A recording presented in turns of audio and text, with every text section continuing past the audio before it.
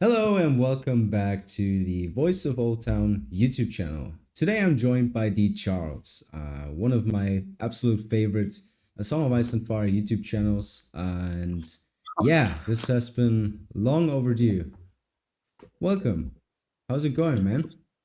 I'm doing great. I'm doing all right, I suppose. I'm excited to talk to you. I've been looking forward to having like an actual conversation with you here for probably about 2 years since I started my channel. So Mm.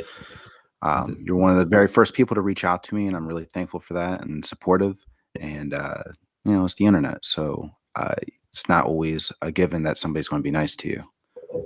So, the first thing that I want to talk about today is a question that we got from Chaircat, and he asked about the Nettles problem. And we talked prior to this.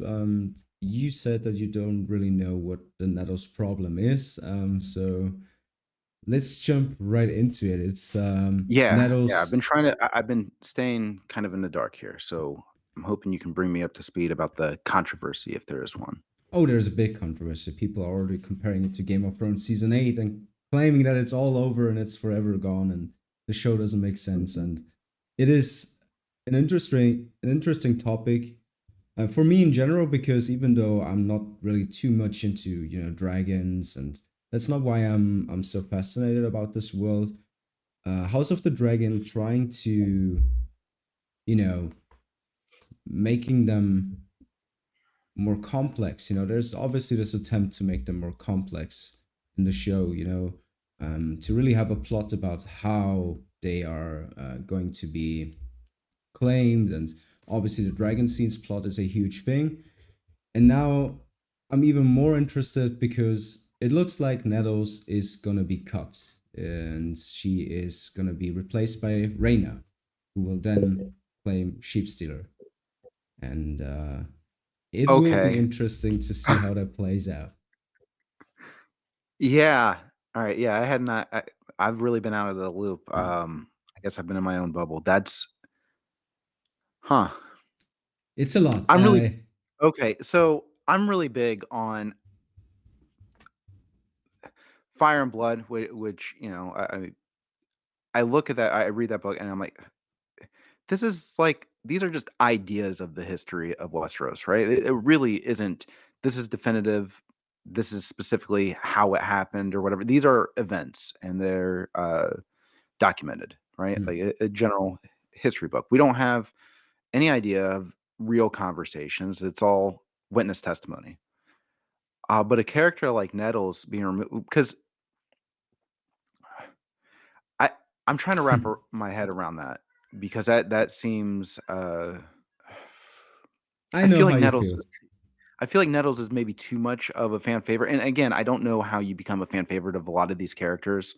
I think we add a lot that isn't actually there in the book because there's not much there. It's very bare bones. But if if this was cutting a character from A Song of Ice and Fire, I'd be a lot more outraged. But I feel like if you're going to get rid of a character, I feel like Nettles is kind of pushing it. That seems like that doesn't seem like a good idea. I guess I haven't looked into it enough, but I replacing her with Reyna, I get that. But uh, yeah, so I I've don't known know. about this for 4 months, and I couldn't talk about it, obviously. And I kind of made my peace with it because instead of Damon cheating on Rhaenyra at the end, he might actually have a wholesome relationship with one of his daughters, and I think he really lacks decency in the show. The thing and the problem that I would have with Nettles not being there, depending on how they handle that theme in general, is it adds to the small folk, to someone claiming a dragon who's not, this rich person, and obviously very privileged Targaryen who was raised and born to ride a dragon. It adds a Mhm. or no, it takes away a very interesting point that could be made, or something that could really be useful to that whole overall dragon plot, because the dragon bonding And we've seen in House of the Dragon that both Daemon and Rhaenyra, when they were in pain, their dragons were also in pain. So they've opened up a very interesting storyline, and I think Nettles being there could have really enhanced that plot. So that's it's a bummer. So hold on. So this is absolutely confirmed. This is like definitely this is known, Yeah, she claims and sheep I'm just in stealer. the dark. Okay. Okay. Yeah. I guess I understand maybe if you're looking at trying to make Damon more wholesome or more. I know what I think is interesting when people give a lot of pushback on the characterization of Damon and saying, you know, the writers don't understand the character and they're trying to make him too villainous or too unlikable. And I, I don't know. I don't know the part of I don't know which part of the source material they're looking at that make him so I think he's the epitome of like a conflicted, morally gray character. Mm. So it's showing the horrible sides of him. I get it. And then if they're going to try to balance him out with his relationship with Reina, okay, I think that's I very get it. much needed. I just don't know if it was worth cutting Nettles to achieve that, you know? Yeah, I don't know. Yeah, I don't know if I'm going to put that on the level of like, you know, the later seasons of Game of Thrones. No, no. I don't know. I wouldn't say like I don't think it's the equivalent of like cutting, you know, Aegon and or Fagon and John Cunnington. You know, I it's not that level, but it's pretty it's kind of egregious, I think. Mm, If forget about it narratively, I just feel like characters like there's not a it's difficult to attach yourself to characters mm, in this story. There's only a handful that like, okay, I'm a big fan of Rhaenyra. I'm a big fan of Daemon. I'm a big fan of like me personally, I really like Aemond. mm, You know, a lot of people like Corlys and okay. But, Nettles is this one other character, out of this story that I think a lot of people have gravitated towards, and it's because of what you said, being able to, make the, small folk a little bit more prominent, to make them more mm, relatable and a little bit more, connected to your audience.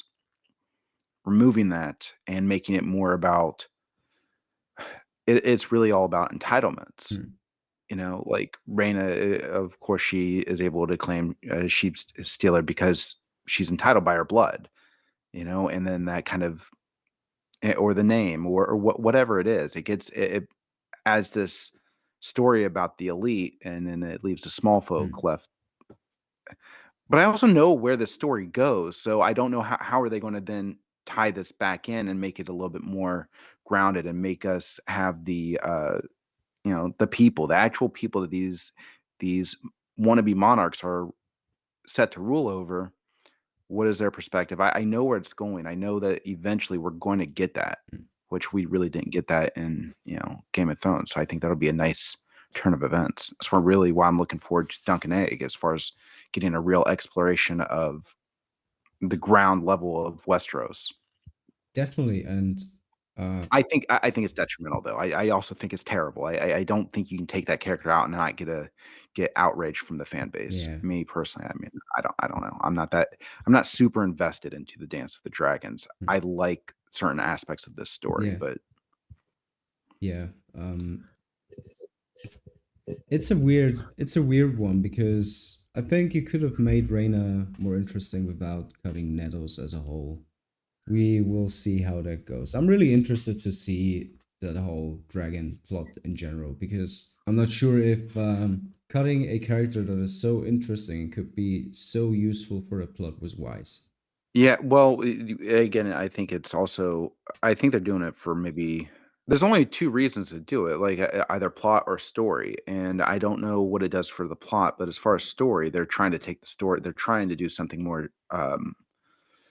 they're trying to make the story maybe a little bit it's in service of Damon, it sounds like, Mm, is what I imagine.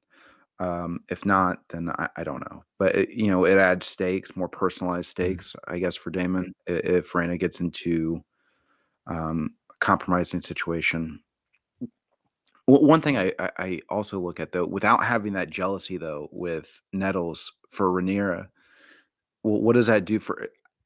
I almost feel like we are incapable of having any flaws for Rhaenyra, as far as like Mhm. bringing them up to conversation. Like, and I feel like I gotta be careful about the way I talk about this. I need to backtrack a little bit. A second ago, I said something like, "I'm not that interested in the dance." That's not what I meant. Like I'm very hyped for the show. Like See this? I'm very excited about. Okay, People get so on my case for having a green light behind me. yeah, That's how crazy some of them are. So you don't have to be careful talking about Rhaenyra at I all. am not team green. I am not team green. I made a video. It's not even a super popular video, so hopefully people that watch my channel, they're not. But all I was doing is like, this is why I think the blacks make sense. This is why I think the greens make sense. And here's what I believe. Ultimately, I believe that the blacks, I believe Rhaenyra has the rightful claim because she was named heir. And it's an absolute monarchy. So whatever Viserys claims, whatever he says is law until he dies. And then now it can be challenged. But when Rhaenyra immediately becomes heir, she becomes the absolute monarch. The rules are flaky. They're cloudy. We don't know for sure. Mm, But she was named heir. Everybody agreed that she was named heir. However, if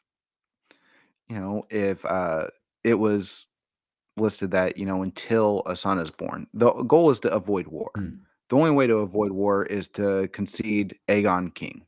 That's really the only way and I felt like they depicted Rhaenyra as someone who was contemplating that in season, not in season, in episode 10. mm, Remember Rhaenys is talking to Corlys, and she's like, the only person not wanting to go to war is Rhaenyra, mm, which I thought that was communicating she's the only one with a cool head saying, "You know what? No, I won't. mm, Uh, I if it's best for the people, I won't go to war over this." So the way they're characterizing Rhaenyra, I think, makes her a little bit more likable and makes her seem more suitable as a ruler. But if Aegon was named heir, like if it was stipulated, then that would be the most peaceful outcome, mm. right? Because no matter what, Rhaenyra is going to be challenged because the system is prejudiced against female leaders in a lot of regards. Anyway, me just pointing that out, I've gotten called a misogynist, where I'm like, well, Mm. if we just concede Greens the power, like the war ends, or it should end.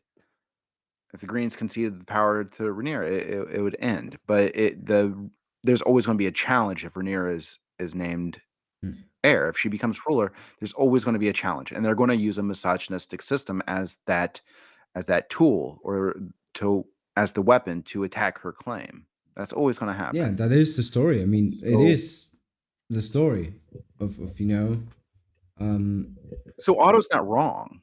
Otto Hightower is not wrong. There's always going to be somebody that pushes back. There's always going to be somebody that feels that no, this person has a better claim. This person has a better claim, etc. Who knows? mm, For all we know, they would have gone out. They would have tried to put somebody would get together and try to put Laenor on the mm, throne. You never really know. At the end of the day, they're going to want a male heir. They're going to use a male heir or a potential male heir as the reason, but ultimately it's just about, you know, trying to steal power. They just want power. The Greens have wanted power. The Hightowers want power. mm, And I think that ties into like the Maesters and Old Town mm, and the you know, if you get into the conspiracies, mm.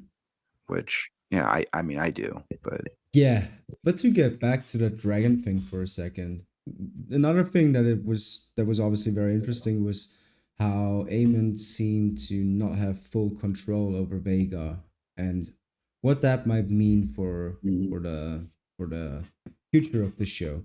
So there is this attempt to make them more complex, more interesting, and I'd say that is the one thing that I'm looking forward to the most. When you're looking at the Dragon Seeds plot, that's gonna be huge, and I think that is gonna be the season-ending big thing is you know people trying to claim dragons and failing, and um yeah, a lot of focus on Vermithor in the trailers.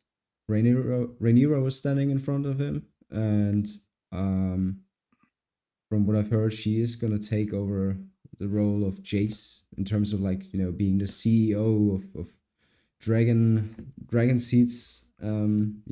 The And is this like as a way to give an excuse for why, like for Jace to remain in the North? Like I don't like I guess I'm getting kind of confused about some of the things I have heard, hmm, like I'm not kind of sure. scattered. I'm not sure when and how he will return because we saw in the trailer that he's there for Luke's funeral or Yeah, for a yeah, funeral. So I think he might be at the Vale with Jane Eyre and fly back because he heard that his brother died and then go to the Wall.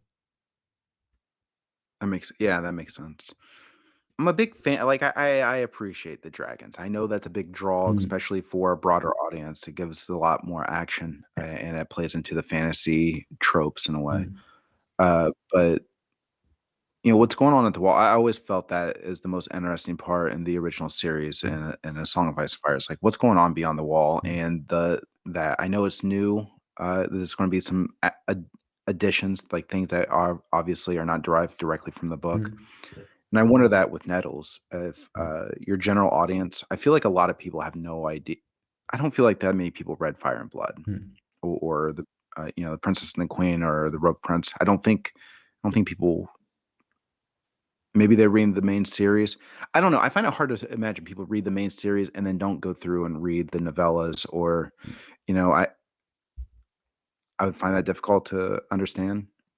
But, like, when you see Fire and Blood, like, "Oh, this is just a world building book," maybe people toss that aside and they don't Yeah. care if that's the only knowledge they have of it. The shows are not for they are for the broader audience. They're not they're also Yeah. for the hardcores, and I think House of the Dragon did a pretty good job at that.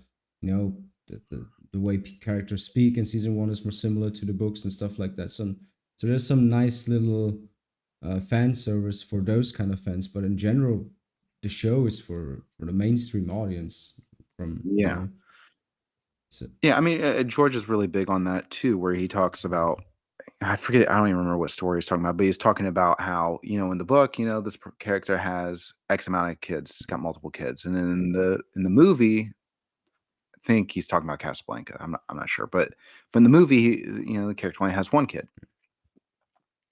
Well, how many kids does this character actually have? Well, the truth is zero because she doesn't exist. We're making it up. So, yeah, like, it's if our author has that perspective, like, I think as a fan base, like our as an audience, we can kind of take that spin too and just appreciate the books for what they are and appreciate the show for what it is. the difference Uh, between House of the Dragon and Game of Thrones in that regard is that George is fine with what he is seeing and reading for House of the Dragon. yeah, When he avoided Game of Thrones for years, really, he wasn't really talking about it. And whenever he was talking about it, he would just praise the actors and said his congrats he'd even for, praise D&D, but he would defer to them. yeah, This is their stuff. This is not my yeah, story. yeah. He wouldn't say that, but he would defer to them. And he really And he praised was very complimentary. he's seen the first two episodes I think a year ago, rough cuts of it anyway, and he was praising it, giving his props to Ryan Condal and the writers,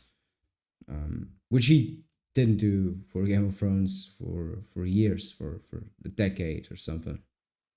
So Yeah, well, and I think a lot of the times too, I think he may not openly criticize D&D, and I think the biggest reason too, I mean, George has a TV background. He understand like from what there's a lot of moving parts. There's a lot of moving parts, especially with that there's studio influence. Then you've got these showrunners that it's a 24-hour job. Like you're mm, not getting any breaks, and what it takes to make one of these mm, TV shows is no small feat. It's almost impossible to get anything made in Hollywood. The fact that anything actually gets made is incredible. mm, Um, and then to try to get that to be as faithful to the source material, and then he's provided this source material, this fictional history of Westeros that he insists is like, I don't know, maybe that's what happened. Maybe it didn't happen that way. I don't know. Like it's presented that way. It's mm. deliberately confusing. you know, is or unclear as far as the history. So I don't have a whole lot of problems with like certain changes. The Nettles one, like I kept seeing that like as recommended videos, and I'm just like, I don't know, I don't want to, Hmm. I don't want to get into this.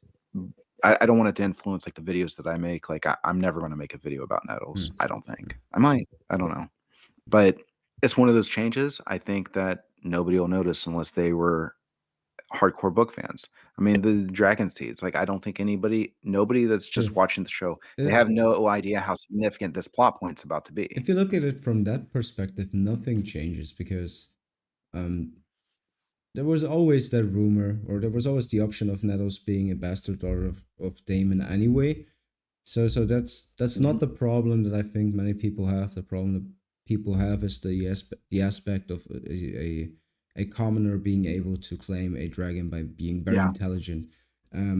But if you do something else with the small folk, and really that really adds to the story, I'm already fine with it, and I don't care anymore because I'm not attached to that character or dragons in general.